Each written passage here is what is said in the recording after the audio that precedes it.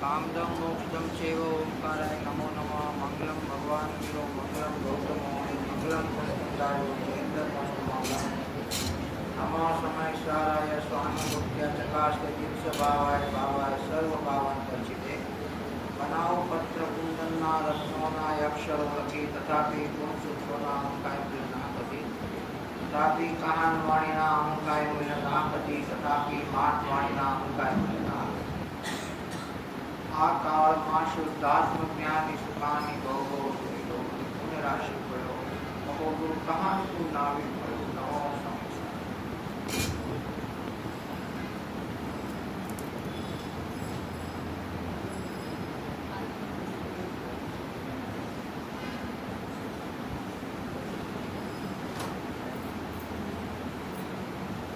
आज नो महामंगलकारी दिवस उत्तम तप।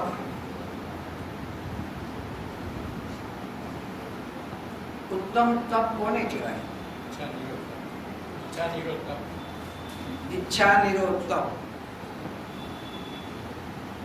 आ तपनी व्याख्या नास्तिकથી થઈ।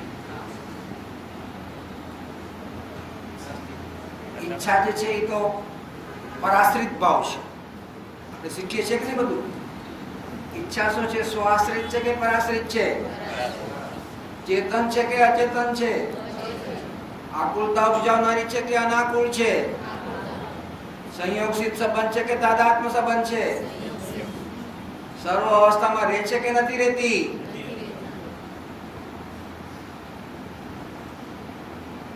ઈચ્છા ઉત્પન્ન થાય ત્યારે વિષય સામે હોતો નથી। ઈચ્છા ઉત્પન્ન થાય ત્યારે વિષય સામે હોતો નથી, અને જ્યારે વિષય સામે હોય છે ત્યારે ઈચ્છા હોતી નથી। માટે ઈચ્છાનો અને વિષયનો કાળભેદ છે। તો તું શેના અભિમાન કરે છો કે મેં ઈચ્છા કરીને જો મારી આંગળી આમ થવા માંડી, મેં ઈચ્છા કરી એટલે મને તો શિખંડ પૂરી આમ તરત હાજર થઈ ગયા।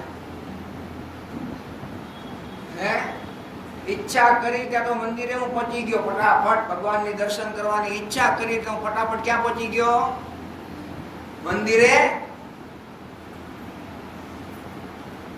એવું આમ થાય ફટાફટ ઈચ્છા કરો ને કાર્ય થાય છે, દેખાય છે કે નહીં? એમ ઈચ્છા કરું કે મારે શ્રેણી માંડવી છે ને સ્વભાવમાં એકાગ્ર થવું છે તો એને તપ કહેવાય, સીધું મોક્ષ। એમ નહીં। ઈચ્છા જ્યારે હોય છે ત્યારે સામગ્રી હોતી નથી, વિષય હોતો નથી। ઘણી વાર એમ થાય કે મેં ઈચ્છા કરીને જો આંગળી આમ થઈ, પણ તમને ખબર નથી કે એ બંનેમાં પણ કાળ ભેદ છે। એક સમકાળ નથી।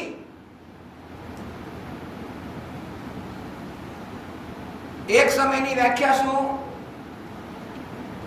ગુરુદેવ શ્રી કહેતા હતા કે અ બોલો ને ત્યાં અસંખ્યાત સમય વ્યા જાય। ક આપણે તો સ્પીડથી બોલ્યો હું।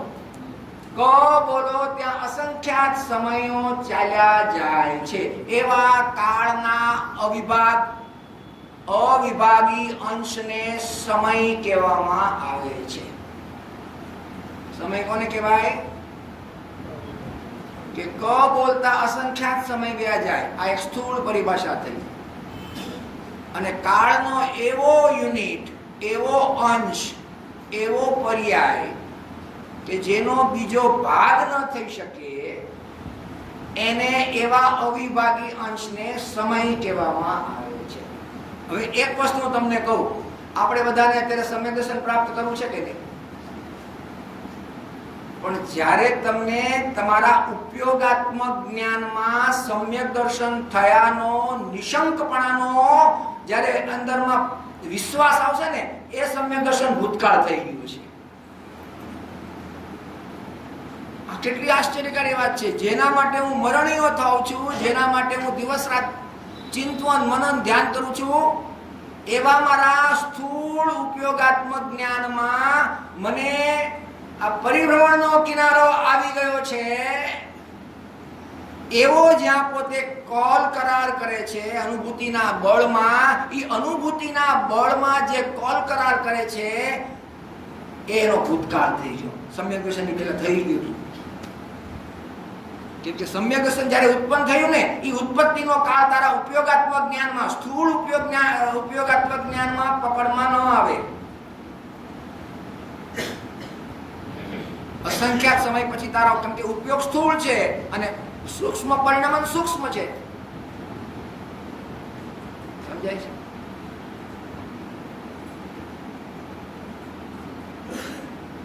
તમે અહીંયા પાણીનું ટીપું મૂકો, અહીંયા પાણીનું ટીપું, આઈસ ઠંડુ ફ્રીજનું, એટલે તમને એમ લાગે ને ઠંડુ લાગ્યું, પણ તમને ખબર છે ઈ તમે જે ઠંડુ લાગ્યું એ જે તમે જ્ઞાન કર્યું ને એમાં અસંખ્યાત સમય વયા ગયા. અસંખ્યાત સમય પછી તમે કીધું, એનો મતલબ એમ થયો કે ઠંડુ પાણીનું ટીપું આ ચામડી પર પડ્યું ત્યારે મતિ જ્ઞાનના 4 પ્રકારમાં અવગ્રહમાં પ્રોસેસિંગ સ્ટાર્ટ થઈ ગયો તો, પણ અવગ્રહમાં એનું,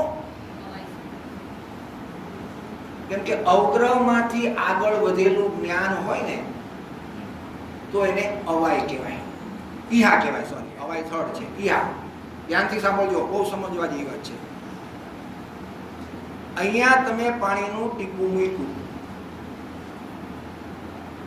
ઈ વખતે ઠંડાનું સૂક્ષ્મપણે જ્ઞાન આવી ગયું હતું, પણ અવગ્રહમાં એનો વિકાસ નહોતો થયો. બની શકે છે કે એ તમારું લક્ષ્ય બીજે ક્યાંય હોય તો તમને આ ખબર ન પડે. એવા કેટલાય પદાર્થો છે જે તમારા અવગ્રહમાં આવીને છૂટી જાય છે. દાખલા તરીકે અત્યારે હું બોલું છું તો તમને બધાને સાંભળવાનું કામ ચાલે છે કે નહીં? એટલે તમારા જ્ઞાન ઉપયોગમાં અવગ્રહમાં કયો જ્ઞાન આગળ, કયા જ્ઞાનનો કયો વિષય, કયા પદાર્થનો સંબંધીનો વિષય તમારા જ્ઞાનમાં અવગ્રહ, ઈહા અને અવાય થવા પામી રહ્યો છે. હું બોલું છું ને તમે સાંભળો છો તો એનો અવગ્રહ થાય છે, અને અવગ્રહમાંથી પાસ થઈને ઈહા થાય છે, અને ઈહામાંથી અવાય થાય છે. એમ તમને અત્યારે મતિશ્રુતનો વ્યાપાર મારા બોલવાના શબ્દથી થઈ રહ્યો છે. હવે એટ એ ટાઈમ આનો અવાજ આવે છે. ઝીણા ઝીણા એકેન્દ્રી બેન્દ્રી જીવોના અવાજ પણ કાને અથડાય છે. બહાર રોડ ઉપર કોઈક વ્હીકલ જાતું હોય તો એના અવાજ પણ અથડાય છે. પણ એ અવગ્રહ પછી ઈહા પામવા માટે તારા જ્ઞાનની યોગ્યતામાં આગળ વધતા નથી. એને અવગ્રહ થઈને છૂટી ગયા એમ કહેવામાં આવે. અવગ્રહ થઈને છૂટી ગયા એમ કહેવામાં આવે. એટલે અત્યારે મને ઘણા બધા પ્રકારના વોઇસ તમારા કાનમાં અથડાઈ રહ્યા છે, પણ અવગ્રહ પછી ઈહા થવાનો પ્રસંગ મારા બોલવાના તમારા સાંભળવામાં થઈ રહ્યો છે. હવે આ વિષયથી તમારું વિષયાંતર ક્યારે થાય કે કોઈ બારમાં ભયંકર વિકરાળ બૂમ પાડે તો તમારો બધાનો ઉપયોગ અહીંયાથી છૂટીને ક્યાં જશે? ક્યાં જશે? કોઈ ધડમ સારાનો અવાજ આવ્યો તો આ ઉપયોગ છૂટી જશે. મારો બોલવાનો અને તમારા સાંભળવામાં જે તમારો જ્ઞાન ઉપયોગ કામ કરતો હતો ને એ છૂટી જશે, અને તમારો નવો જ્ઞાન વ્યાપાર શરૂ થશે દર્શન ઉપયોગ પૂર્વક. દર્શન ઉપયોગ પૂર્વક કયો? ત્યાં તો કોઈ ભયંકર અવાજ આવ્યો એટલે એમાં અવગ્રહ થશે. અરે આ તો કોઈ મકાન પડી ગયા જેવું, અથવા તો કોઈ ગાડીનો અથડાવા જેવું. એમ અવગ્રહનો વિકાસ પામેલું જ્ઞાન ઈહા અને અવાય સુધી પહોંચે છે. એટલે ઉપયોગ તમારો બદલાઈ ગયો, કેમ કે ઉપયોગની યોગ્યતા એક સમયમાં એક જ વિષય. હવે મારો તમારો ઉપયોગ અવગ્રહ થઈને છૂટી જાય છે. હું મારું બોલવાનું ચાલુ છે, પણ તમારા ઉપયોગમાં એક બોજ છૂટી જાય છે. કેમ કે હવે નવો જ્ઞાન ઉપયોગ ક્યાં શરૂ થયો? બહાર જે અવાજ આવતો હતો ને એની ઉપર. સમજાય છે? સમજાય છે? તો જે જ્ઞાનમાં વિકાસ થવા પામે, નિર્મળ થઈને બોધ ગ્રહણ કરવા માટે આગળ પ્રોસેસિંગમાં થાય તો એ અવગ્રહમાંથી ઈહા થયું કહેવાય. અને તો પછી અવગ્રહમાં ઘણા બધા વિષયો તારા સાથે સંપર્કમાં આવતા હોવા છતાં પણ છૂટી જાય છે. એને અવગ્રહ થઈને છૂટી ગયું એમ કહેવામાં. એમ આપણે પણ આત્માના વિષયમાં અવગ્રહમાં પણ હજી આપણા ઠેકાણા નથી. આશ્ચર્ય થાય, દુઃખ થાય છે આપણને. અને બધું ખબર છે ને, આત્મા વિશે 6 દ્રવ્યના નામ આવડે છે, આત્માના સ્વરૂપની પરિચય છે. એક સોપસમની વાત નથી. એક સોપસમનો વિષય ભલે તારા ધારણા સુધી પહોંચી ગયો હોય, કેમ કે ધારણા મેં પણ અનંતવાર પૂર્વે કરી છે, પણ કોની? સોપસમિક જ્ઞાનની. આત્માને ઓળખાણ કરવાના પ્રોસેસિંગ રૂપ જ્ઞાનમાં તો અવગ્રહથી પણ હજી આગળ વધ્યો. દુઃખની વાત છે કે દુઃખની વાત છે કે તો જો તપ એની પરથી આ વાત આવી કે ઈચ્છા નિરોધ તપ. પણ ઈચ્છા જે છે એ શું છે? એ બધી જ વસ્તુ તારા ઈચ્છાના વિષય સાથે મેળ સંબંધ થતો નથી. નિયમથી ઈચ્છા હોય ત્યારે વિષય ન હોય, ને વિષય હોય ત્યારે ઈચ્છા ન હોય, એટલે એ બેયમાં કાળ ભેદ છે. તો ગુરુદેવ કરુણા કરીને કહે છે તો પછી એવી ઈચ્છા શું કરવી કે તને એ ઈચ્છા જ વખતે તારી વિષયની પ્રાપ્તિ થતી નથી, અને જ્યારે વિષય પ્રાપ્તિ કરે છે ત્યારે ઈચ્છા હોતી. તો એવા વિષયમાં શું કામ રાચે છો? તો પછી તારે શું કરવું? તો કે ઈચ્છાથી વિરુદ્ધ એવો કોઈ સ્વભાવ છે કે નહીં? તો કે આ છે. કયો? તો કે સ્વભાવ જ અનિચ્છક છે, કે જેનું અવલંબન કરતા, જેનું આશ્રય કરતા, જેને ગ્રહણ કરતા અરે ઈચ્છાની ઉત્પત્તિ જ નથી થતી, એવા અનિચ્છક સ્વભાવને જ્યાં ગ્રહણ કર્યું ત્યારે ઈચ્છાની જ ઉત્પત્તિ થતી નથી. એને ઈચ્છા નિરોધ કહેવાય. એ તો ઇફેક્ટ આવ્યું, સાઇડ ઇફેક્ટ. અનિચ્છક સ્વભાવને ગ્રહણ કર્યો, ફળ સ્વરૂપ ઈચ્છાની ઉત્પત્તિ ન થઈ તો એનું ઇફેક્ટ બતાવ્યું. બહારમાં શું થયું એનું જ્ઞાન કરાવ્યું. પણ આપણે જો એને ગૌણ કરી દો, મારે એને કાંઈ લેવા દેવા નથી, એમ જો નક્કી કરો તો અનિચ્છક સ્વભાવને ગ્રહણ કર્યો ઈ તપ. શું કીધું? તપ કોને કીધું અહીંયા?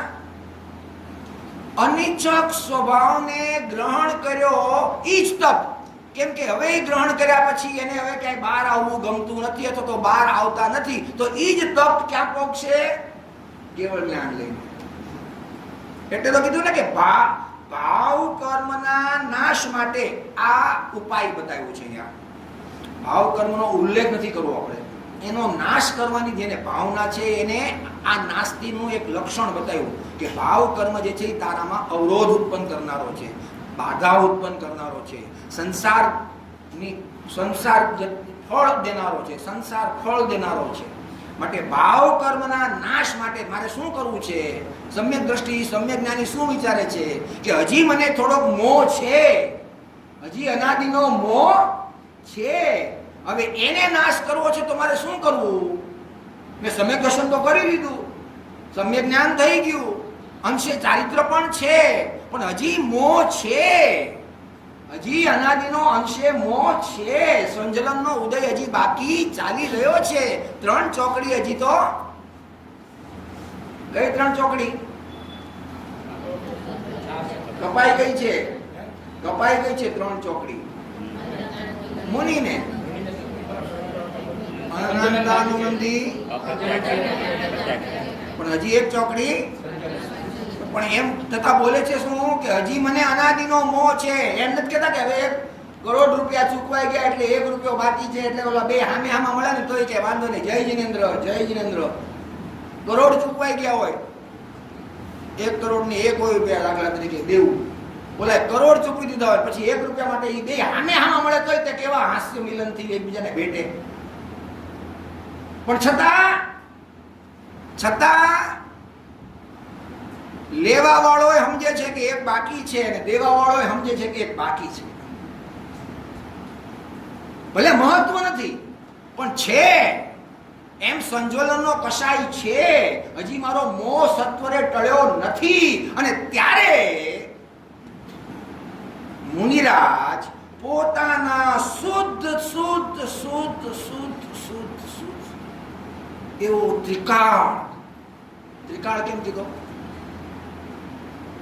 એકેન્દ્રીમાં હતો ત્યારે શુદ્ધ જ હતો,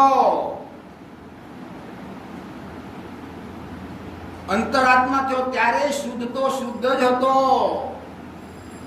અને મોક્ષમાં ગયો ત્યારે શુદ્ધ તો શુદ્ધ જ હતો, જ્ઞાત તો જ્ઞાયક તો જ્ઞાયક જ હતો, પણ એવો એને વિશ્વાસ નહોતો, એવી એને પ્રતીતિ નહોતી. એક માણસ હતો, જો આ સામાન્ય અને વિશેષના જ્ઞાનનું, જેને સામાન્ય વિશેષાત્મક વસ્તુના સ્વભાવનો અથવા તો વસ્તુના સ્વરૂપનો જેને પરિચય નથી, પરિજ્ઞાન નથી, એ જીવ કેવો દુઃખી થાય છે. એક અંશે એક જ્ઞાનમાં તન્મય થયેલા કેવો દુઃખી થાય છે કે એક વ્યક્તિ રણમાં ચાલ્યો જતો હતો, ભયંકર તડકો, 48 ડિગ્રી 48 ડિગ્રી ભયંકર તડકો, અને એમાં પાણી માટેના પ્રાણ જવાની તૈયારીમાં હતી. ત્યાં એક વીડો દેખાણો. વીડો આમ જોશો ને, આમ રેતીને જરા ખોદો ને તો નીચેથી પાણી નીકળે. એને નદી કિનારે તમે જાઓ ને તો ભલે નદીમાં પાણી ન હોય, પણ તમે જરાક ખાડો ખોદો ને તેમાંથી પાણી આવે. જરાક જ આમ હાથથી બી આમ કરો ને તો પાણી આવવા મળે. એને વીડો કહેવાય. તો ત્યાં એક વીડો હતો, એમાં પાણી હતું, પણ જ્યાં એને આંગળી નાખીને તો પાણી ધબધબતું હતું, કેમ કે ઉપર તડકો હતો. એટલે આણે શું વિચાર કર્યો કે હું અગર કલાક પછી મરવાનો હોઈશ ને તો આ પાણી પીશ તો હમણાં જ મરી જઈશ, આ મારાથી પાણી કેમ પીવાય. એટલે એને વસ્તુના ધર્મના એક અંશને ગ્રહણ કર્યો, પ્રમાણને નહીં, સામાન્ય વિશેષાત્મકને નહીં. એ માત્ર વિશેષમાં, પર્યાયમાં તન્મય હતો, મૂળ હતો. એટલે એને એના કયા ધર્મને જોયો કે પાણી ઉષ્ણ છે. અગર એને પ્રમાણનું પરિજ્ઞાન હોત, વસ્તુના સ્વરૂપના સામાન્ય વિશેષાત્મક એવું વસ્તુના સ્વરૂપનું પરિજ્ઞાન હોત તો એ શું કરત? પાણીને એક વાસણમાં લઈને છાયામાં ઊભો રહી જાત, તો થોડીક વાર પછી એ જ પાણી ઠંડુ થઈ જાત અને એને પીવાથી એનો પ્રાણ બચત. પણ આ તો એની પર્યાય મૂળતા, એના એક ધર્મને જ એને જોયો, એક ધર્મનો જ એને વિશ્વાસ કર્યો, અને આ મારાથી કેમ પીવાય. એટલે ભાઈ હાલતો થયો અને તડફડીને મરી ગયો. આમાં હું વાક, એનો વાક શું? એને પ્રમાણનું જ્ઞાન નહોતું. એમ આત્માના સામાન્ય વિશેષાત્મક એવા જે શુદ્ધ સ્વરૂપ છે એને પ્રમાણ કહેવાય. અને જે જ્ઞાન આ બંને વિષયોને ગ્રહણ કરે, બંને વિષયોને બરાબર પ્રમાણિત કરે, એને સમ્યક જ્ઞાન કહેવાય. અને પછી કોઈ એક ધર્મની વિવક્ષા કરે, એક ધર્મની ચર્ચા કરે, એને નય જ્ઞાન કહેવાય. તો ઉષ્ણ પાણી હતું એ નય જ્ઞાન હતું. એ જ વખતે પાણીની જે શક્તિ હતી, શુદ્ધતા રૂપે, શીતળ રૂપે, એ એનો એક બીજા નયનો વિષય હતો. ધ્યાનથી સાંભળજો. પાણીની ઉષ્ણતા જે હતી એ એક નયનો વિષય હતો, અને એ જ વખતે જે શીતળતા હતી ને, શક્તિ રૂપે વ્યક્ત નહોતી, એ શક્તિ રૂપે જે શીતળતા હતી એ બીજા નયનો વિષય હતો. આ બે મળીને પ્રમાણનું દ્રવ્ય થાય. તો એને જે શક્તિ રૂપે શીતળતા હતી એ નયના વિષયનું જ્ઞાન એને નહોતું. અને એને કયું જ્ઞાન હતું? વર્તમાન વર્તતી દશાનું એને જ્ઞાન હતું. અને એટલા માટે એ કેવો થયો? દુઃખી થયો. અગર એ જ વખતે એને પરિજ્ઞાન હોત એના સામાન્યનું અને એના વિશેષ ધર્મનું, તો એ જ પાણી પોતે કોઈ ઠંડા સ્થાનમાં લઈને ઊભો રહે તો 10 મિનિટ પછી કેવું થઈ જાય? ઠંડુ થાત, અને એ જ પાણી એને પીવામાં કામ આવે. બેસી આ વાત. એનો મતલબ શું થયો કે પોતે ભાવ કર્મનો નાશ માંગે છે, તો એને એ જ વખતે ખબર છે મુનિને કે મારા શુદ્ધ સ્વભાવમાં આ ભાવ કર્મ પ્રવેશ્યું નથી, અને મારા શુદ્ધ સ્વભાવ આ ભાવ કર્મમાં આવ્યું નથી. આ ભાવ કર્મ તો ચાલ્યા જવા માટેનો છે, સંયોગ સિદ્ધ છે, કાયમ રહેનારો નથી. પણ મારું શુદ્ધ સ્વરૂપ તો કાયમ રહેનારું છે, ત્રિકાળ રહેનારું છે, અનંત સામર્થ્યથી ભરપૂર છે, અનંત શક્તિનો પિંડ છે. એનામાં આવરણ નથી, ઉણપ નથી, એમાં મલિનતા નથી, એમાં ઉત્પાદ નથી, એમાં વ્યય નથી. એવો ધ્રુવ સામાન્ય સત્તા ટકતી, એવો ને એવો, એવો ને એવો, એવો ને એવો, એવો ને એવો અત્યારે વિદ્યમાન છે. તો એ શું કરે છે? પોતાના પ્રગટ પર્યાયમાં વર્તતા ભાવ કર્મ એને દૂર કરવા માટે હવે શું કરે છે? સમ્યક દર્શન જ્ઞાન તો હતા, પણ હજી શું બાકી હતું? ચારિત્રની શુદ્ધતા બાકી હતી, પૂર્ણ શુદ્ધતા થવાની બાકી હતી. એટલે પોતાના શુદ્ધ સ્વભાવનું પ્રતપન. પ્રતપન એટલે શું?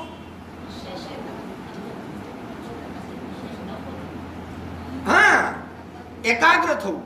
પોતાની શુદ્ધ સ્વભાવનું પ્રતપન એટલે કે તેની અંદરમાં એને અહીંયા તપ કહેવામાં આવે છે. આવ્યું આટલી વાત બેઠી કે ન બેઠી?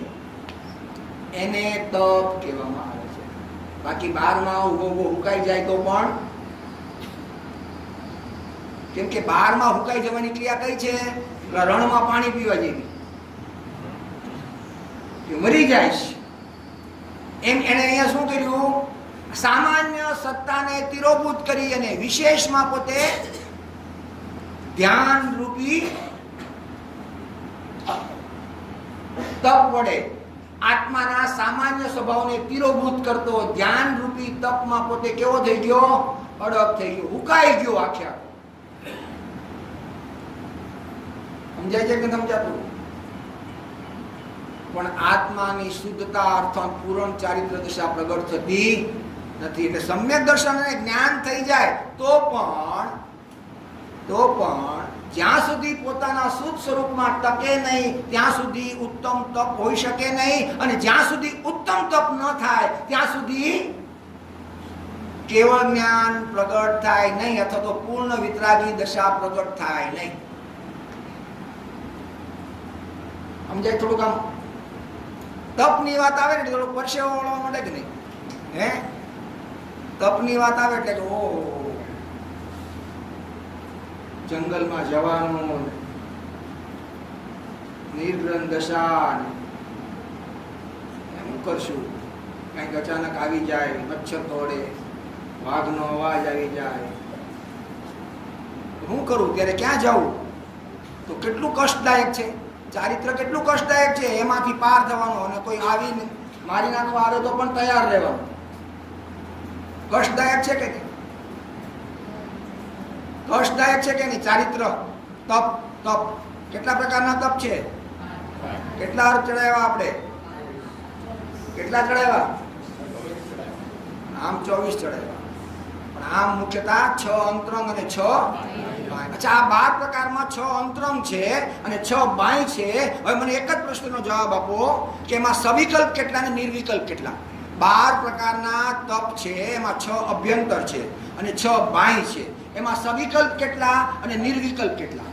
બાહ્ય છે એ બધા સવિકલ્પ અને અંતરંગ છે એ બધા નિર્વિકલ્પ. બધા સવિકલ્પ એક જ અભ્યંતર અભ્યંતર 6 પ્રકારના છે. આજે અર્ઘ ચડાવ્યા આપણે, અને બાહ્યાંતર 6 છે. તો એમાં સવિકલ્પ કેટલા અને નિર્વિકલ્પ કેટલા? 12 સવિકલ્પ છે.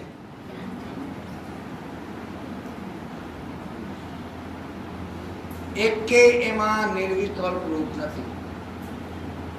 સમજાય છે કે સમજાતું? 6 બાહ્ય અને 6 અંતરંગ એ 12 વિકલ્પ છે. એક આત્માની મુખ્યતાથી છે અને એક સંયોગની મુખ્યતાથી છે.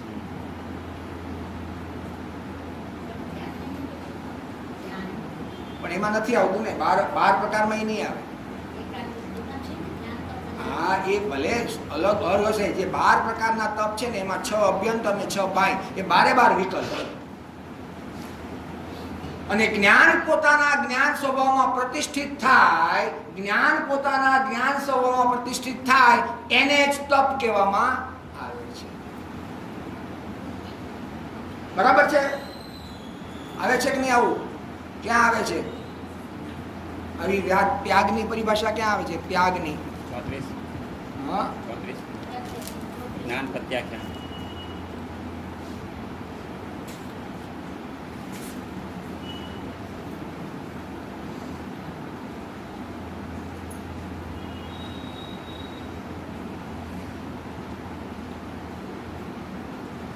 પોતાના સિવાય સર્વ પદાર્થો પર છે. એમ પર છે. પોતાના સિવાય, પોતે પર નથી, પણ પોતામાં પર કયું લેવું? પોતાના સિવાય સર્વ પદાર્થો એટલે કે બીજો જીવ કેવળીનો આવી ગયો, સિમંદર ભગવાનનો આત્મા આવી ગયો, ગુરુદેવનો આત્મા આવી ગયો, અનંત તીર્થંકરોનો આત્મા આવી ગયો. પોતાના સિવાય સર્વ પદાર્થમાં બધું આવી ગયું. ધર્મ અધર્મ, આકાશ કાળ, પરમાણુ અને અનંત બીજા જીવો, જેમાં કેવડીઓ આવી ગયા અને સિદ્ધો આવી ગયા. પોતાના સિવાય સર્વ પદાર્થો પર છે. તો મારામાં શું પર છે?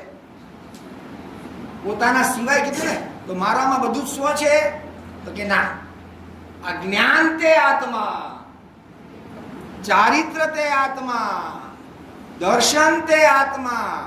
આવો અભેદમાં ઉત્પન્ન કરનારો ભેદ પણ મારી અપેક્ષાએ, એટલે કે આશ્રય કરવા વાળા વિષયની અપેક્ષાએ ઈ પણ પર ગજબ છે. આત્મિકતા છે કે નહીં? છઠ્ઠી ને સાતમી બે છે કે નહીં?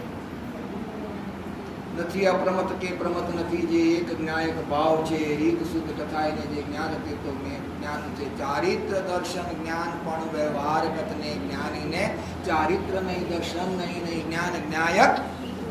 અરે તમે પ્રભુ શું કહો છો? ચારિત્ર પણ એ અભેદમાં ભેદ કરનારા વિકલ્પો છે, એનાથી વિકલ્પ થાય, અને વિકલ્પ જે છે એ આત્માના અનુભૂતિનો બાધક છે. માટે એવા બધા જ વિકલ્પો અનુભૂતિથી ભિન્ન છે. ક્યાં આવે છે આવું? દરેક સ્ટેટમેન્ટમાં આપે છે અનુભૂતિથી ભિન્ન છે, અનુભૂતિથી ભિન્ન છે. 50 થી 55 29 બોલનો ઉકોડો છે કે નહીં? 50 થી 55 કેટલા છે બોલ એમાં? 29 બોલ. અને એ વખતે ગુરુદેવની સભામાં એક ભાઈ બોલ્યા હતા ઉકળો. 29 બોલનો ઉકળો. સંયમ માર્ગના આવી ગયું, ગુણસ્થાન માર્ગના પણ આવી ગયું, સંયમાચરણ પણ આવી ગયું. આ બધા પૂતગળના ખાતામાં નાખી દીધા. અને એકમાત્ર મારો જ્ઞાયક ભાવ કે જેની અનુભૂતિ થતા હું પરથી ભિન્ન પડ્યો, તો પરની અંદરમાં જગત નહીં, પણ આ ગુણસ્થાન માર્ગના, સંયમ માર્ગના આ બધા મારા અનુભૂતિથી ભિન્ન મને પ્રતીત થાય છે. માટે એ મારા નથી, એ પૂતગળના છે. આટલે બધી જવું છે આપણે? અઘરું લાગે કે નહીં? પરસેવો વળી જાય કે હે? ઓલું શું કહેવાય, કોમ્પ્યુટરના ક્લાસ અટેન્ડ કરતા કેટલા ઊંડા ઉતરે? કેટલા ઊંડા ઉતરે? હે? કેટલા એના તો સ્પેશિયલ ક્લાસ, કેટલા ઊંડા ઉતરે, કેટલા ઊંડા ઉતરે? બોલો. સ્થૂળ, જળ, ભિન્ન દ્રવ્ય, એના અભ્યાસ માટે કેટલો ઊંડો ઉતરે છે, કેટલો ઊંડો ઉતરે છે, કેટલો ઊંડો ઉતરે છે.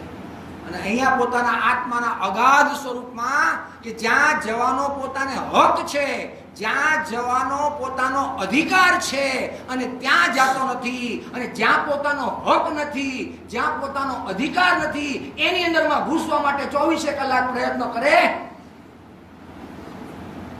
24 કલાક.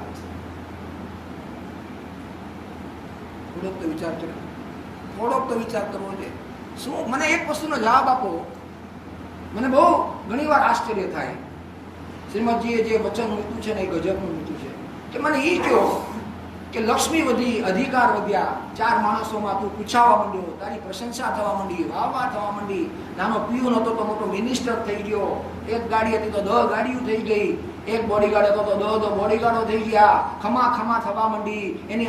પણ તેથી શું? મને એનો જવાબ આપો. એટલો જવાબ, તેથી શું?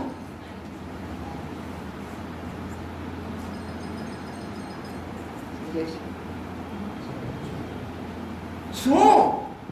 કેમ કે એ એટલા માટે પ્રશ્ન ઉત્પન્ન કરું છું કે તારો જ્યાં અધિકાર છે, તારો જ્યાં અધિકાર છે, જે તું પ્રાપ્ત કરી શકે છો, અને તારા અધિકારની વાત આ આગમમાં આચાર્ય દેવ કરે છે, એવા પોતાના સ્વસ્વભાવમાં સ્થિર થવામાં તો તેને તરછોડી દીધો, ત્યાગી દીધો. અને જ્યાં તારું અણુમાત્ર પણ અધિકાર નથી, એવા વિષયોમાં તું 24 કલાક ક્યાંને ક્યાંય પહોંચી ગયો છે, ક્યાંને ક્યાંય પહોંચી ગયો છે, ક્યાંને ક્યાંય.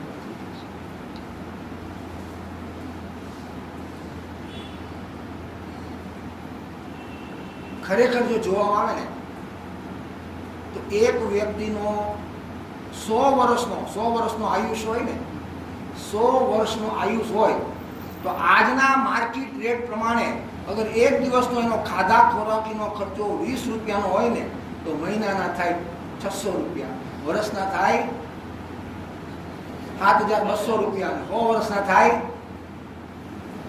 72,000 રૂપિયા. એક વર્ષ સુધી બેહીને શાંતિથી ખાય તો 72,000 રૂપિયાની 100 વર્ષની આજીવિકા એને બસ છે. અરે એક દિવસમાં 10-10 લાખ રૂપિયા રળનારને આ 72,000 રૂપિયાથી વધારે વાપરી શકવાનો નથી. આ 10 લાખની કમાણી તું ક્યાં નાખવાનો છે? એના પેટમાં તો 72,000 નો જ ખોરાક જવાનો છે કે નહીં? 2 રોટલીનો ખોરાક હોય તો ત્રીજી ખાય કોનો? હવે એનો તમે આજના માર્કેટ પ્રમાણે વેલ્યુએશન કાઢો તો 20 રૂપિયા થાય ખાધા ખોરાકીનો ખર્ચો. તો 100 વર્ષના 72,000 રૂપિયા થાય. એક જ દિવસમાં 10 લાખ કમાણો અને તારો ખોરાક છે 72,000 નો, બાકીના રૂપિયાનું તારે શું કરવું છે? થોડો તો વિચાર કરો. કોણ ખાશે? કોણ લઈ જશે? કાંઈ વિચાર છે? અમુક છે ને આપણા સચોટ છે, ઇફેક્ટ કરનારા છે. તો તારી આજીવિકાથી તું આટલું બધું અધો કમાણી કરે છો તો હવે સંતોષ કરીને એક ન્યાયક પૂરતો તો બેસી જા. ગુરુદેવને એક ભાઈ એક ગુરુદેવ દાખલો આપતા હતા. 3 ભાઈઓ હતા અને અબજો રૂપિયાની કમાણી. પણ ગુરુદેવનો મહિમા આવ્યો, ગુરુદેવની વાણીનો મહિમા આવ્યો એટલે અંદરમાં જોર આવ્યું કે મારે હવે ગુરુદેવ પાસે જીવન પર્યંત રહેવું છે અને જીવન પર્યંત મારે આ વાણી સાંભળવી છે. પોતાના 2 ભાઈઓનો આમાં એક પૈસાનો ભાગ નહોતો. એ બેને બોલાવ્યા. ભાઈ પાછું કેવી રીતે વિનંતી કરે છે કે ભાઈ હું તમને વિનંતી કરું છું, મને કાંઈ નથી જોતા, મને વર્ષના 5,000 એ જમાનામાં મને વર્ષના 5,000 રૂપિયા એક ત્રીજો ભાગ મને આપજો. એ મારો વધારે નીકળતો હતો એ નથી જોતો. 5,000 મારી આજીવિકા માટે એક વર્ષના તું મને આપજે. આ બધું તમારા બેયનું. અબજોની કમાણી, અબજોની પેદાશ, આ તમને બેયને હું ભાગીદાર બનાવી નાખું છું. મને એક ત્રીજો ભાગ આપજો, પણ મને હવે આમાંથી મુક્ત કરો. મારે હવે ગુરુની વાણી સાંભળવી છે, ગુરુદેવ પાસે રહેવું છે. આટલી બધી પૈસાની. અને ઈ ઇન્દોરના સર હુકમચંદજી, આ છે નામ બધા, સર હુકમચંદજી ઇન્દોરના, જેના અત્યારે પેલેસ જોવો તો અધતો થઈ જાય. એનું મંદિર હું જોવા ગયો તો ત્યાં સ્ફટિકની ને હીરાની ને માણેકની તો પ્રતિમાઓ, જ્યાં પોતે છેલ્લે શ્વાસ સુધી રહ્યા. રૂમની બહાર જ, મંદિરની બહાર જ નહોતા નીકળતા. હુકમચંદજી પ્રાણ પણ એનો એ જ દશામાં ગયો, બહાર જ ન નીકળ્યા. મહેલમાં જાય જ નહીં, એ મંદિરની કોટડીમાં જ, જ્યાં સ્ફટિકની, મૂંગાની, નીલમની હજી પણ છે. અને એનું સુવર્ણ મંદિર કે જ્યાં અધતન બધી સોનાની. ઈ હુકમચંદજીએ ગુરુદેવના પ્રવચન સાંભળ્યા પછી એમ કીધું कि मेरी सर्वस्व संपत्ति अगर गुरुदेव के चरणों में मैं न्योछावर कर दूं तो भी गुरुदेव के उपकार मेरे लिए मैं उपकार नहीं चुका सकता. इतना मेरे पर उपकार है. मैं समस्त अपनी संपत्ति न्योछावर कर दूं तो भी कम है. उतना उपकार मेरे गुरु का मेरे पर है. શું કીધું કે પોતાના સિવાય, એટલે કે એ આ જે જ્ઞાન તે આત્મા એવા ભેદથી માંડીને આખું જગત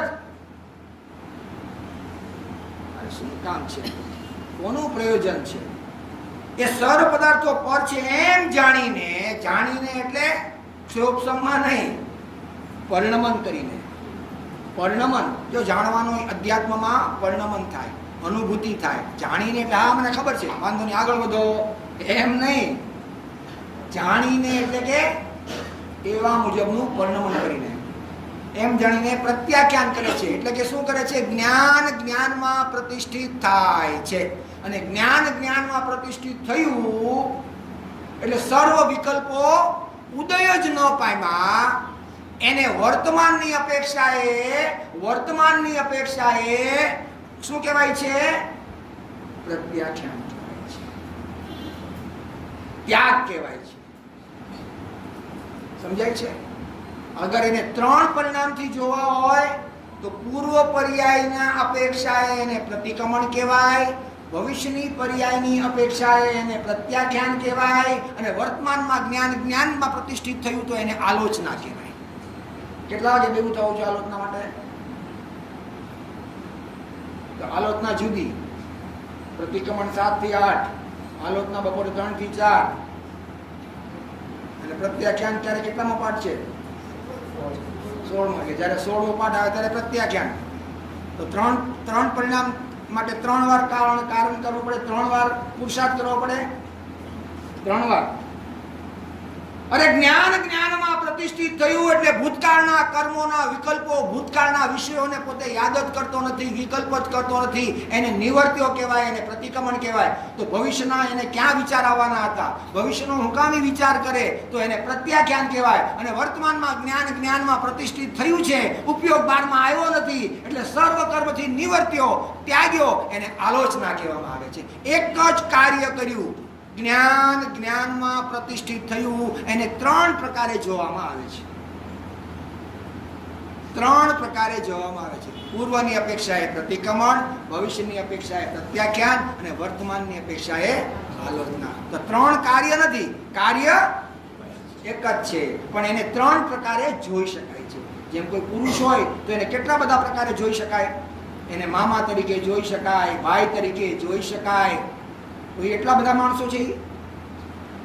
કોકને તમે વર્ણન કરો કે સામેથી મામા આવે છે, તો બીજો ભાઈ, બીજો સંબંધી એનો કે સામેથી કાકા આવે છે, તો ત્રીજો સંબંધી કે સામેથી મારા બાપા આવે છે, ચોથો સંબંધી કે સામેથી મારા ધણી આવે છે, 5મો કે સામેથી મારો દીકરાનો દીકરો આવે છે. એટલે 7મો શું કે કેટલા માણા આવે છે? ચોને ભાઈ હવે પેલા માણા એક જ છે. એ જે 7 જણા હતા ને એ પોતાના સંબંધથી એને બોલાવે છે. દીકરાએ એને કીધું મારા બાપા આવે છે. ઓલો આંધળો, એના તો કાનમાં શબ્દો પડતા હતા, બીજું તો કાંઈ વિવેક નહીંનો, નિશ્ચયનો, વ્યવહારનો કોઈ વિવેક નહોતો, પ્રમાણ જ્ઞાનનો વિવેક નહીં, નહીંનો વિવેક નહીં. એટલે આંધળો બનીને કે હવે ભાઈ એ બધું મૂકો ને પડતું, કોનું શું આવે છે, કેટલા માણા આવે છે એ કહો ને. કે પ્રભુ એક જ માણસ આવે છે. તો કે તમે આટલા બધા હું કામ બોલ કરો છો? તો કે આ બધા સાચા છે, એની જગ્યાએ સાચા છે, તું ખોટો છો. કેમ કે તે નઈ દ્રષ્ટિને, પ્રમાણ દ્રષ્ટિ, જ્ઞાન ચક્ષુને બીડી દીધી છે. જ્ઞાન ચક્ષુને બીડી દીધી છે એટલે તને કાંઈ ખબર પડતી નથી. તો પ્રત્યાખ્યાન એ જ જ્ઞાનમાં જ્ઞાન પ્રતિષ્ઠિત થવું, એને પ્રત્યાખ્યાન છે. કેટલો આમ એક ધર્મની પરિભાષા કરીએ તો આમ થાય છે કે સમય ઓછો પડે છે એવું લાગે છે કે આના માટે ગુરુદેવને 45 વર્ષ ઓછા પડ્યા હતા. 45 વર્ષ ગુરુદેવને ઓછા પડ્યા હતા, તોય 19 વાર સમયસર વાંચ્યું, તોય ઓછું લાગતું હતું. અગર જો ગુરુદેવ હજી હયાત હોત 10-15 વર્ષ તો હજી 5-6 વાર થઈ જાય. એનો 33 સાગર આવે છે. હા, સર્વસિદ્ધિમાં 33 સાગર, એક વાર બીજી વાર આવતી નથી. 33 સાગરો પણ એક વાર બીજો શબ્દ ન આવે એટલી ચર્ચાઓ કરે છે. તો કેટલો એમાં રહસ્ય ભર્યું હશે. ગુરુદેવને કેટલો અહોભાવ આવ્યો હશે કે 19 વાર કર્યું. અગર જો હજી ગુરુદેવ હયાત હોત તો અત્યાર સુધીમાં 20-25 વાર થઈ ગયું. એટલે સંતોષ નથી. એટલી બધી અદ્ભુતતા, એટલો બધો મહિમા આ આત્મામાં ભર્યો છે.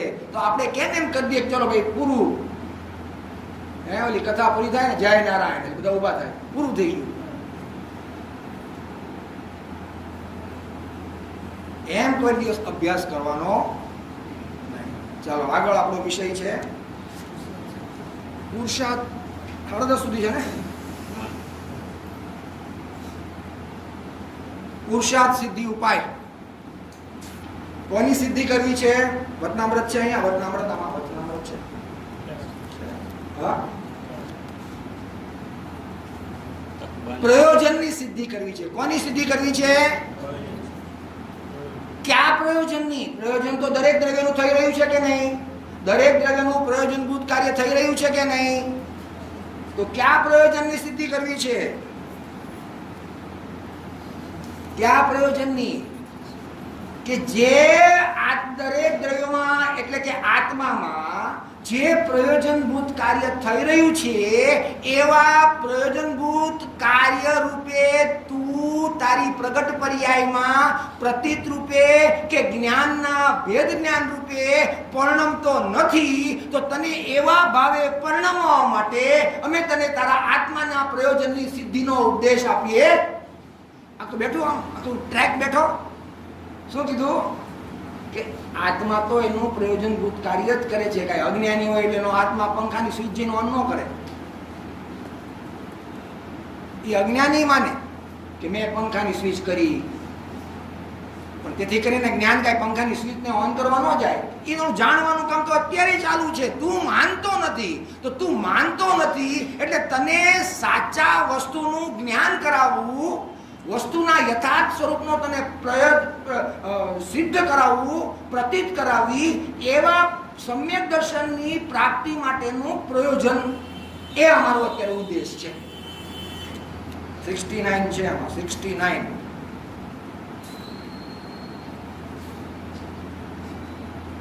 પૂજ્ય બેન શ્રીના વચનામૃત બોલ નંબર 69. શું છે બોલો? 69 તો કહી દીધો, હવે થોડુંક તો યાદ આવવું જોઈએ. 69. કોઈ એક જણ તો બોલો. પ્રયોજન તો એક આત્માનું જ રાખવું. બેનશ્રીનો બોલ છે. જો કેટલું જ્ઞાનીની વિચક્ષણતા, કેટલી જ્ઞાનની. ખબર છે કે આ જીવ છે ને બેકાબુ થતા અમર્યાદિત પરે પોતાના રાગના વિષયની જાળમાં ફેલાતા એને વાર લાગશે. તરત જ્ઞાનીના ઉદ્ગારો એવા જ નીકળે કે પ્રયોજન તો એક આત્માનું જ રાખવું. અને પુરુષાર્થ સિદ્ધિ ઉપાયમાં શું કીધું? પ્રયોજન તો એક આત્માનું જ જેને રાખવું છે, એને કેમ રખાય એની સિદ્ધિનો ઉપાય અમે અહીંયા બતાવીએ છીએ. હવે બેઠું ન બેઠું હોય બરાબર. પ્રયોજન તો એક આત્માનું જ રાખવું. આત્માનો, હવે જો પ્રયોજન આત્માનું જે રાખે છે એને આત્માનો રસ લાગે, આત્માનો રસ લાગે ત્યાં વિભાવનો રસ નિદ્રી જાય છે. ભલે પ્રથમ ભૂમિકા, પણ વિભાવનો રસ ઘટી જાય, મંદ પડી જાય.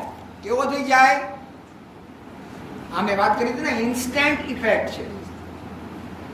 અનુભૂતિ ભલે મોડી થાય પણ ઇમિડિયેટલી ઇફેક્ટ તો પડે. વિભાવ કેવા થવા માટે? 70 કરોડા કરોડી નો મિથ્યાત્વનું બંધ જે છે ને, એ ત્રીજી લબ્ધિમાં આવે ને ત્યારે 1 કરોડ ઇન્ટુ કરોડ સ્થિતિનું થઈ જાય. 70 કેટલું છે મિથ્યાત્વનું ઉત્કૃષ્ટ બંધ? 70 કરોડા કરોડી. બોલો. પણ જ્યાં પોતે ત્રીજી લબ્ધિમાં આવે છે, ત્રીજી કે ચોથી ખબર નહીં, પણ જે હોય, એટલે કે આત્મલક્ષી પુરુષાર્થમાં ત્રીજે ચોથે સ્ટેજે આવે છે. કેટલી સ્થિતિ ઘટી ગઈ? 69 કરોડા કરોડી સ્થિતિ ઘટી ગઈ. 69 કરોડ ઇન્ટુ કરોડ, કરોડા કરોડી એટલી સ્થિતિ ઘટી ગઈ. દર્શનનો મંદ પડી ગયો એટલો. એટલે ડરવાની જરૂર નથી હો. અરે રે ક્યારે કરશું? એક જ સમયમાં અંતર મુહૂર્તમાં ભૂકા બોલાઈ જાય. અને જ્યાં પોતે પાંચમા, કઈ છે પાંચમી લબ્ધિ? કરણ લબ્ધિમાં આવે છે ને, કરણ લબ્ધિમાં આવે છે ત્યાં તો મિથ્યાત્વના 3 ટુકડા થઈ જાય છે. જે એક મિથ્યાત્વ હતું એના 3 ટુકડા થઈ છે. અને ત્યાં 3 કરણ થાય છે. ઉપસમ કરણમાં અંતર મુહૂર્તની સ્થિતિ થઈ ગઈ. કોની? દર્શન મોહની. કોની? 70 કરોડા કોડીમાંથી અંતર મુહૂર્તની સ્થિતિ થઈ ગઈ. એટલે કે 48 મિનિટની સ્થિતિ વાળો જ રહી ગયો. ને જ્યાં પોતે સ્વભાવ સન્મુખતા થાય છે ત્યાં ઉપશમ થઈ જાય છે. 7 પ્રકૃતિનો ઉપશમ કરી નાખે છે. મિથ્યાત્વ, મિશ્ર અને સમ્યક અને અનંતાનુમંદિની જાત, 7 પ્રકૃતિનો એ ઉપશમ કરે છે. અને ઔપશમિક સમ્યક દર્શન પ્રગટ 70 કરોડા કરોડીમાંથી ક્યાં આવી ગયો? દર્શન મને 0 કરી નાખ્યો.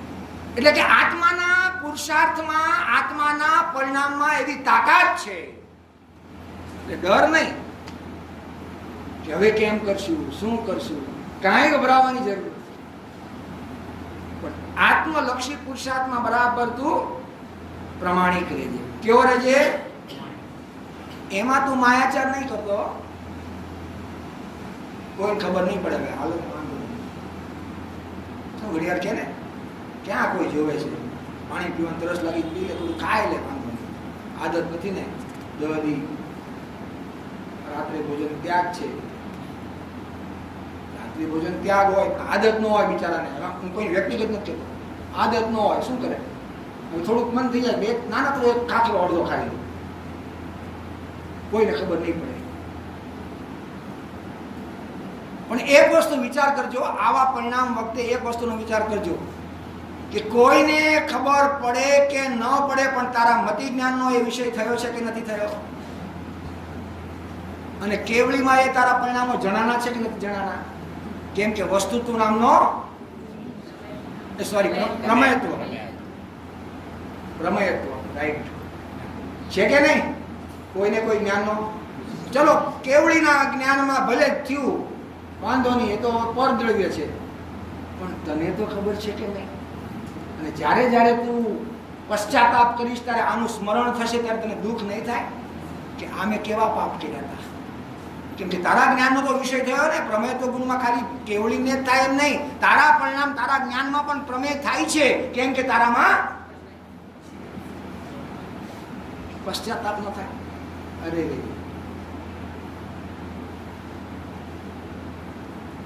આવે છે ક્ષમાપના, બોલો છો ને તમે, બોલો છો.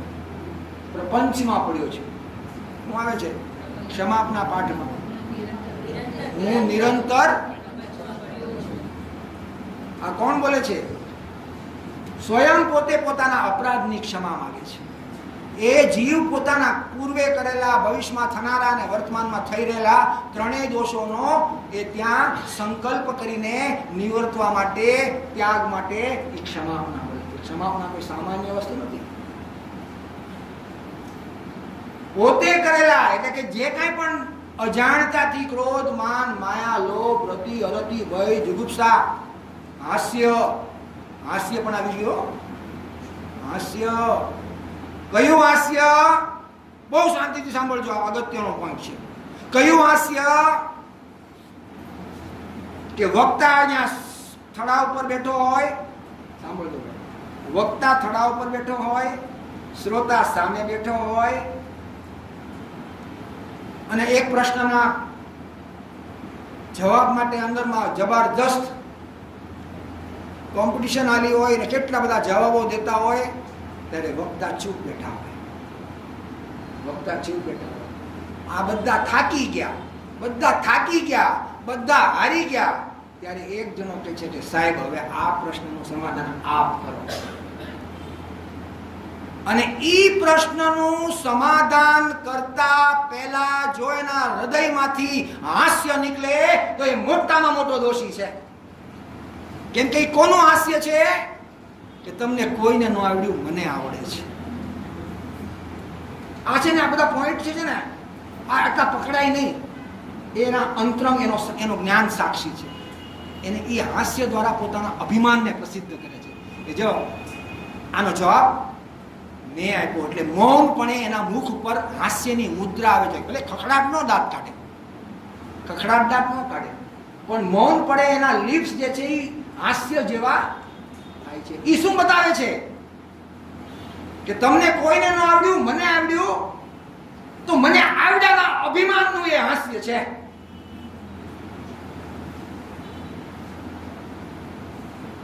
હવે વિચાર કરો કે આપણે હાસ્ય કરતી વખતે, રતિ કરતી વખતે, અરતિ કરતી વખતે, જુગુપ્સા કરતી વખતે, ક્રોધ કરતી વખતે કાંઈ વિચાર કર્યો છે કે આટલી પરાકાષ્ઠાની વાત પણ અપરાધ છે? તો આવા સ્થૂળ હાસ્ય, શેનું હાસ્ય? પ્રમાદ છે. લાફિંગ ક્લબમાં જાઓ છો? લાફિંગ ક્લબ, હું ક્યાં પહોંચું? કયા હાસ્યને અહીંયા મોટી હિંસા કીધી અને એની બદલે લાફિંગ ક્લબમાં જાય, જોર જોરથી હાસ્ય કરવું, ટીવીમાં સારી સિરિયલ આવે તો ખખડાટ દાંત કાઢવા. આવું બધું આપણે એમ સમજીએ છીએ કે આ લોકો નિર્દોષ છે. આ નિર્દોષ નથી પ્રભુ. અને પછી યાદ કરે ઓલું શ્રીમદનું વચન, નિર્દોષ સુખ નિર્દોષ આનંદ લ્યો ગમે ત્યાંથી ભલે એ દિવ્ય શક્તિ માન જેથી જંજીરેથી નીકળે. હવે એનો આધાર લે કે શ્રીમદ પદે કીધું છે નિર્દોષ સુખ ને નિર્દોષ આનંદ લેવાનું. તમે દાંત કાઢે એલા પ્રભુ ઈ નહીં. પોતાનું સ્વરૂપ જે અહિંસક છે, પોતાનું સ્વરૂપ જે નિર્દોષ છે, પોતાનું સ્વરૂપ જે જ્ઞાયક જાણનાર છે, એને તું અવલંબીને એના પરિણામને તું ભોગવ, એને નિર્દોષ સુખ કહેવાય અને નિર્દોષ આનંદ કહેવાય. એને એટલે તે ક્યાં ખતવણી કરી, ક્યાં ખતવણી કરી? અમે તો બસ જો શુદ્ધ સારી સિરિયલ જોઈએ છે, પ્યોર વેજીટેરિયન સિરિયલ જોઈએ છે, નિર્દોષ છે. એમાંય લખ્યું હોય યુનિવર્સલ ફોર ઓલ. આવે છે કે નહીં ટીવીની પેલા જાહેરાત, એટલે ઈ નિર્દોષ આનંદ છે કે નહીં? છે કે નહીં નિર્દોષ આનંદ? અમે ક્યાં આવી સેન્સરમાં પાસ ન થઈ હોય એવી કઈ અમે જોવા નથી જતા. અમે તો નિર્દોષ આખું પરિવાર સાથે જોઈ શકીએ એવી જોઈએ છીએ. તો એને નિર્દોષ આનંદ કહેવાય કે ન કહેવાય? ક્યાં ખતવણી કરે છો? આવા જ્ઞાનીઓના પદોને આવી રીતે તું ખતવણી કરે છો? કોને નિર્દોષ કહેવાય? તારું અંતઃ સ્વરૂપ પવિત્ર છે, દોષ રહિત છે. તારું અંતઃ સ્વરૂપ પવિત્ર છે, દોષ રહિત છે. એની રમણતા કરવી અને એના ફળ સ્વરૂપ જે આનંદની પર્યાય પ્રગટ થાય એને તું જે ભોગવે છો એને નિર્દોષ સુખ અને નિર્દોષ આનંદ કહેવામાં આવે છે. એની બદલે ક્યાં ત્યાં ખતવણી કરી છે કે નહીં? આ બધું આવ્યું કે ન આવ્યું આમાં? તો પુરુષાર્થ સિદ્ધિ ઉપાય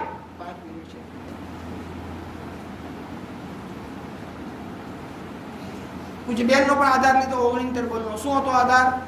પ્રયોજન તો એક. આ ટેલી થાય છે જ્ઞાનીઓના વચનો બધે પડકેથી આ 1000 વર્ષ પહેલા કહી ગયા. કોણ?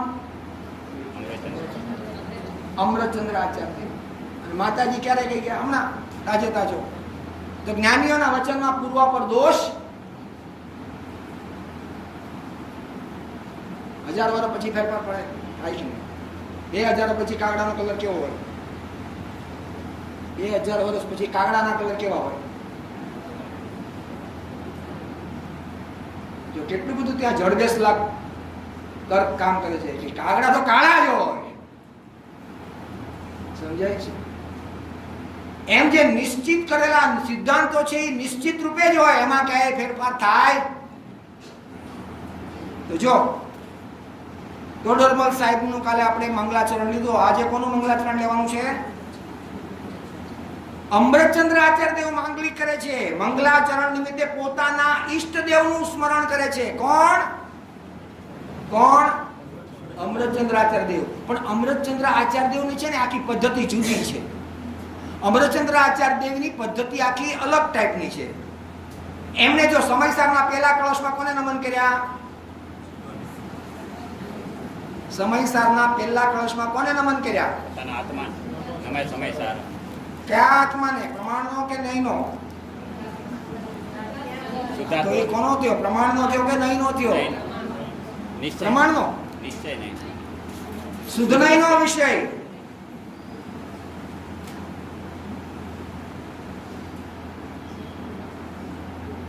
સમય અર્થાત જીવ નામનો પદાર્થ, તેમાં સાર દ્રવ્ય કર્મ, ભાવ કર્મ, દ્રવ્ય કર્મ, નવ કર્મ તો 12માં, પણ ભાવ કર્મથી રહી તેમાં શું આવ્યું?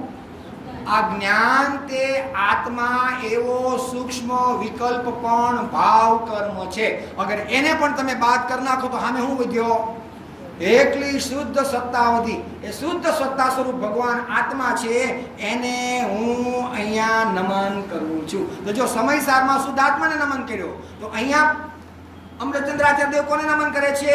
ગુણને નમન કરે છે, પર્યાયને નમન કરે છે. કઈ પર્યાય? કે જે પ્રયોજનથી હું આત્માને નિશ્ચય વ્યવહારથી સ્થાપું છું, નિશ્ચય અને વ્યવહારના વક્તવ્યથી હું આત્માની સાધના કરું છું, એ આત્માના સાધનામાં મને સમ્યક જ્ઞાન થશે અને સમ્યક જ્ઞાનના ફળમાં કેવળ જ્ઞાન પ્રગટ થશે. તો એ જે સાધ્ય છે કેવળ જ્ઞાન, એને હું અહીંયા નમન. સમજાય છે કાંઈ? કોને નમન કરે છે? ગુણને. કોને નમન કરે છે? ગુણને. એટલે ગુણ એટલે અહીંયા કેવળ જ્ઞાન લેવાનું, ગુણને પર્યાય લેવાની છે. ગુણને એટલે કોને? કેવળ જ્ઞાન. કેમ કે શું લખ્યું છે? સર્વોત્કૃષ્ટ શુદ્ધ ચેતનાનો પ્રકાશ જયવંત વર્તો. Page number 3. Page number 3. સર્વોત્કૃષ્ટ શુદ્ધ ચેતનાનો પ્રકાશ જયવંત વર્તો. કોને નમન કર્યા? કે જે જ્ઞાનમાં આખું લોક જળકે છે એવી પ્રચંડ તાકાત મારા ગુણમાં છે. એટલે કે ગુણ કહીને એવો મારો સ્વભાવ અને એ સ્વભાવના આશ્રયે ઉત્પન્ન થયેલી કેવળ જ્ઞાનની પર્યાય. તો ગુણના નમનમાં એવા કેવળ જ્ઞાનની પર્યાયને પણ મહિમા એમાં આવી જાય. કેવી છે એ પર્યાય? કે જેની એક સમયની પર્યાયમાં આખું લોક જળકે છે. કેવી રીતે? દર્પણની જેમ. તો એ ક્યાંથી પ્રગટી? કોને અનુસરીને પ્રગટી? તો કે મારા ચૈતન્ય ગુણને અનુસરીને પ્રગટી. તો એવો ગુણ કોનામાં છે? તો કે મારામાંય છે. પણ કેવો છે? શક્તિ રૂપે છે. અને ફળ સ્વરૂપ વ્યક્તિ રૂપે થશે ત્યારે કેવો થશે? સર્વજ્ઞ રૂપે થશે. તો હું એવા ગુણના ધરનાર, કેમ કે હું ગુણ ધરાવું છું અને સર્વજ્ઞ પણ એ ગુણ ધરાવે છે. પણ અહીંયા ઈષ્ટદેવને નમન છે. માટે એવા ગુણના ધરનારા એવા સર્વજ્ઞ અને સિદ્ધ ભગવાનને હું નમસ્કાર. જો આખી પદ્ધતિ જો નમસ્કાર કરે છે અરિયંત ભગવાનને અને સિદ્ધ ભગવાનને, પણ કઈ પદ્ધતિથી? ગુણોના સ્તવનથી. કેમ કે મારામાં પણ એ ગુણ છે અને એનામાં પણ એ ગુણ છે. અને એવી જ રીતે સમયસારમાં શુદ્ધ આત્માને નમસ્કાર કર્યો તો ત્યાં એને એક પદ્ધતિ કીધી. હું કે અહીં મંગળ અર્થે શુદ્ધ આત્માને નમસ્કાર કર્યો છે. તો કોઈ એમ પ્રશ્ન કરે કે કોઈ ઈષ્ટદેવનું નામ લઈને નમસ્કાર કેમ ન કર્યું? તેનું સમાધાન વાસ્તવિકપણે ઈષ્ટદેવનું સામાન્ય સ્વરૂપ સર્વ કર્મથી રહિત છે. અને મારો આત્મા પણ કેવો છે? સર્વ કર્મથી રહિત છે. અને જેને હું ઈષ્ટદેવનું નામ આપીને વંદન કરું છું એનો પણ આત્મા કેવો છે? સર્વ કર્મથી રહિત છે. તો હું સર્વ કર્મથી રહિત શુદ્ધાત્માને નમન કરું ત્યાં મારા આત્માનું પણ પ્રણમન આવી ગયું, તીર્થંકરને સિદ્ધોનું પ્રણમન પણ આવી ગયું. અને મારે જે દશા પ્રગટ કરવી છે, જેને મારે ઉપાદેય કરવો છે, જેને મારે આશ્રય કરવો છે, એનો પણ નમસ્કાર એમાં આવી. આજો અમૃતચંદ્ર આચાર્ય દેવનું સમયસારનું મંગલાચરણ અને અમૃતચંદ્ર આચાર્ય દેવનું પુરુષાર્થ સિદ્ધિનું જે બેમાં એની જે ભાવના, એમની જે પદ્ધતિ છે એ બે હરખી જ છે. ત્યારે કુંકુંદ આચાર્ય દેવે ત્યાં સિદ્ધને નમન કર્યા. ન્યાય એનું પણ એને સ્પેસિફિકેશન આપ્યું કે મારો આત્મા પણ સિદ્ધ જેવો છે, જેને સમજવો છે એનો આત્મા પણ સિદ્ધ જેવો છે. અને મારે સિદ્ધ જેવું થવું છે તો સાક્ષીમાં હું કોને રાખું? સિદ્ધને રાખું કે કોઈ તિર્યંશને કે કોઈ કુદેવને રાખું? તો કે સિદ્ધને રાખાય. તો હું એવા સિદ્ધોને નમસ્કાર. સમજાય છે આ બધું? થોડુંક અઘરું લાગે હે? ઘણી વાર મને એવો બહુ ડર લાગે, પછી પરસેવો વળી જાય. કારણ કે હું કાંઈ બોલું ને સામેથી જવાબ ન આવે ને એટલે મને મૂંઝવણ એ થાય કે કાં બધાને બધું સમજાઈ ગયું છે ને કાં આમાંથી કોઈને કાંઈ નથી સમજાવવાનું. એટલે મારે તો એમાં જ અસ્થિતિ લેવાનું, બધાને બધું બરાબર સમજાઈ ગયું છે. કારણ કે બધા એવી રીતે શાંત બેઠા છે. આમ તમારું પોઝિટિવ એટીટ્યુડ આવે ને તો અમને અહીંયા વીર્ય ઉછળે. આવો વક્તાનો ને શ્રોતાનો સંબંધ છે. અને જો તમે આમ બેરો તો પછી થોડી વાર પછી હું આમ થઈ જાઉં. સમજાય છે કાંઈ? એટલે જોર આવવું જોઈએ. આત્મા બોલતા અંતરંગમાં સોસરવટ. અરે આ ગુરુદેવનો દરબાર છે, આપણે ગુરુદેવના શિષ્યો છીએ. ભગવાન આત્મા શબ્દ પડે ત્યાં અંદરમાં વીર્ય ઉછાળો મારવા જોઈએ. જેમ કાલે ગુરુદેવે કીધું હતું ને, એક પથ્થરો આડો હતો એટલે કોઈ પાણી એમાં લેતું હતું, પણ કોઈક માણસો આવ્યા ને તરસ લાગીને એક પથ્થરો ઉપરથી ફેંક્યો તો જે નીચે પથ્થરો હતો એ તૂટી ગયો. 10 કોસ ઉપર સુધી પાણીની ધાર. એમ અહીંયાથી ને આત્મા શબ્દ સાંભળતા આમાં ધાર ઉઠવી જોઈએ. આવું થવું જોઈએ, ન થવું જોઈએ?